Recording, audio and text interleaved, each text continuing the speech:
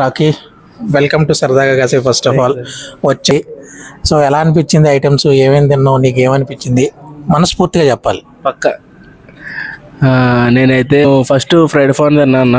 దాని తర్వాత చికెన్ మొగలాయి బిర్యానీ తిన్నా. నాకు ఫ్రాన్స్ టేస్ట్ వచ్చి నేను ఇప్పటివరకు అలాంటి తినలే. నాకు అంత బాగా నచ్చింది. నాకు చాలా అంటే చాలా బాగుంది. మొగలాయి బిర్యానీ కూడా మరీ అంత స్పైసీ కాకుండా అండ్ ఇది తింటే ఇంకా తినాలనిపిస్తుంది. అండ్ మేము ఫుడ్ కలర్స్ కానీ టేస్టింగ్ సాల్ట్ కానీ తెలుస్తుంది అన్న. అసలు చాలా బాగుంది.